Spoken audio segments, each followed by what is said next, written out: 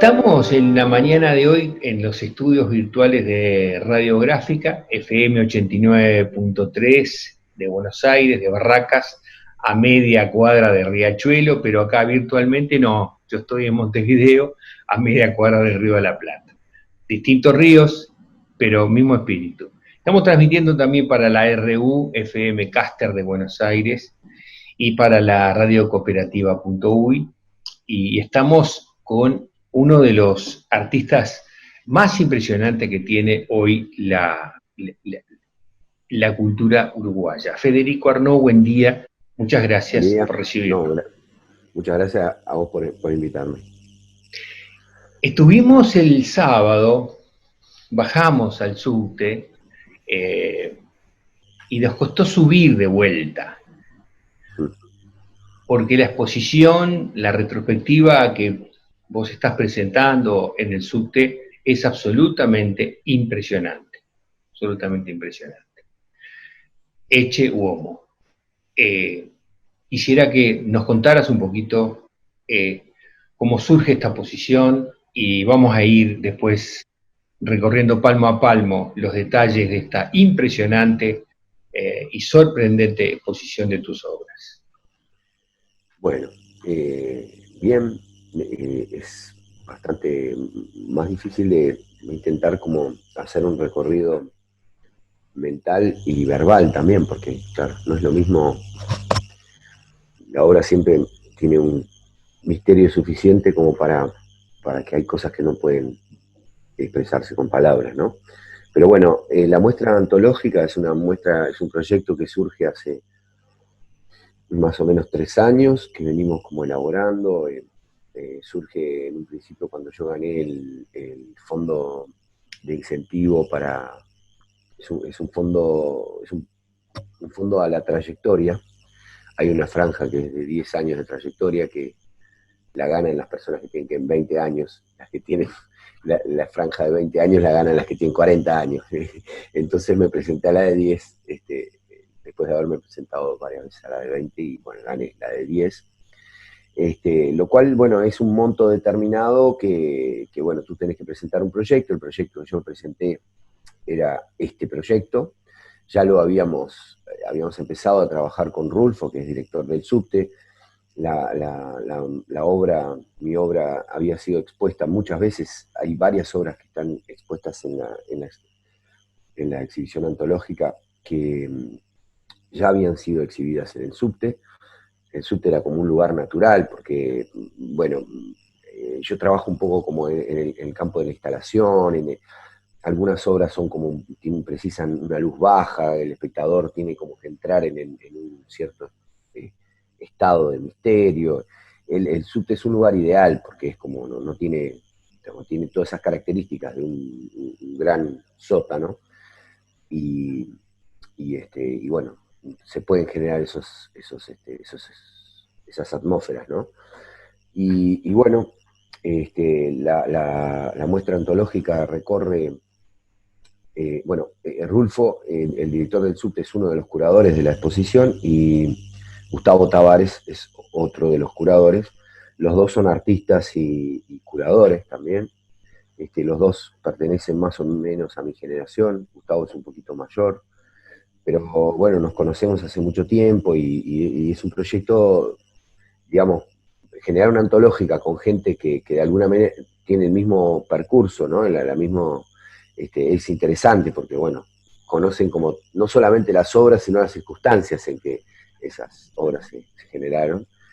Y, y bueno, y desde el principio estuvo planteado hacer normalmente una muestra retrospectiva o antológica, que recorre un periodo largo de tiempo. Normalmente tiene una cronología, que, bueno, obviamente todas la tienen, pero a veces siguen esa cronología, ¿no? Como que van generando, bueno, un tramo determinado, analizan un periodo de la obra, otro periodo, etcétera, ¿no? Y en el recorrido de la exposición, eso se expresa en espacios.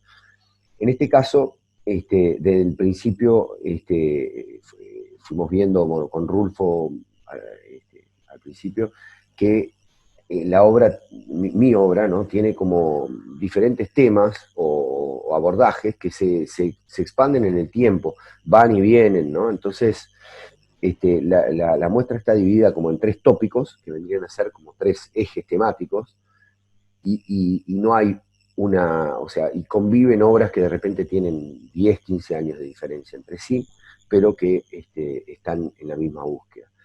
El recorrido tiene como tres partes. Estaría el primero, el tópico neobarroco, que es como todo un periodo donde yo empiezo a trabajar.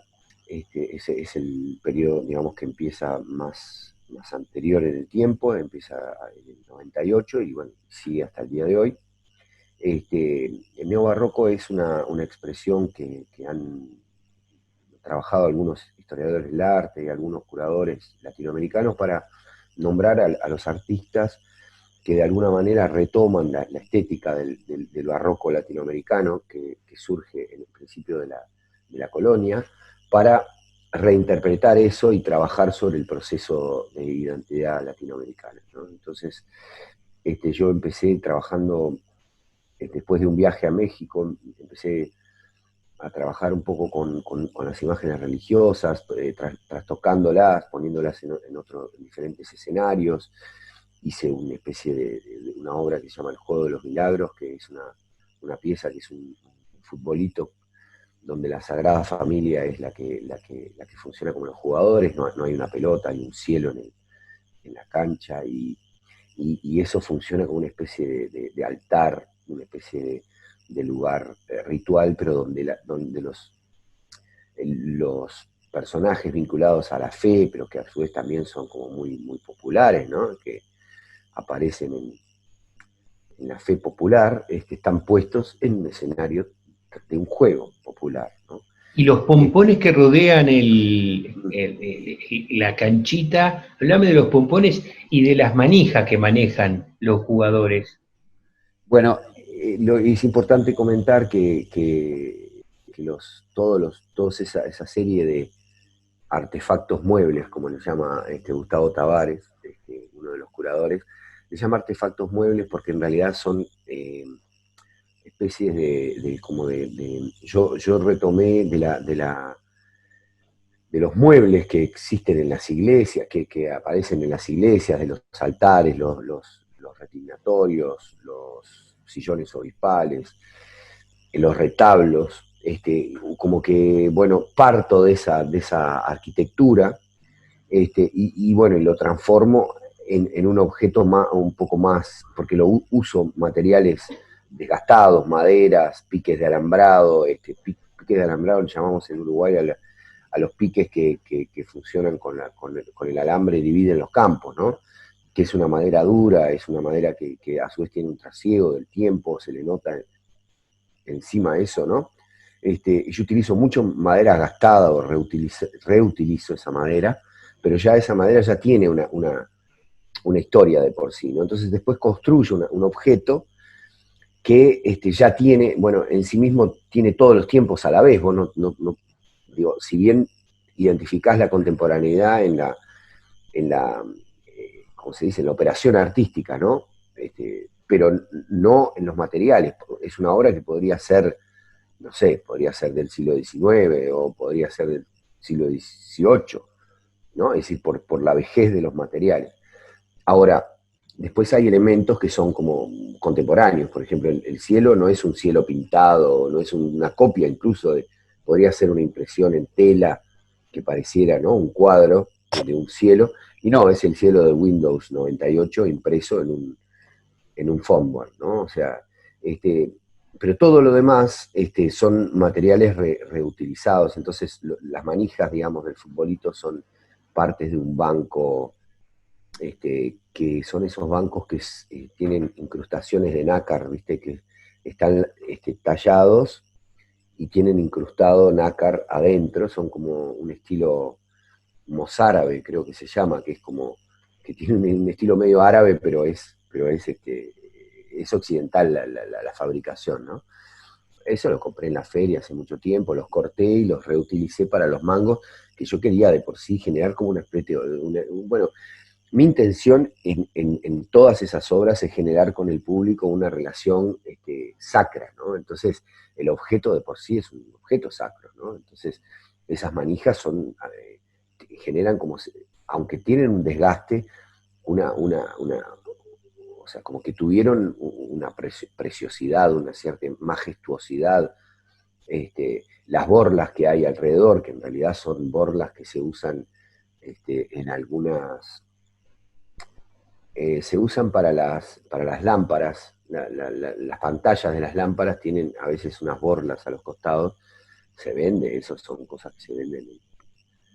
En realidad yo no sé, no me acuerdo ni cómo lo recuperé, pero bueno, esas borlas lo que significan es eh, como eso también, ¿no? Esa cosa como de ese antiguo lustre, de ese lugar, incluso de repente como si fuese un objeto, digo, muy, muy caro, muy que demostraba una cierta riqueza, ¿no? Pero bueno, ya todo eso está trasegado por el tiempo y se vuelve una especie de reliquia que bueno,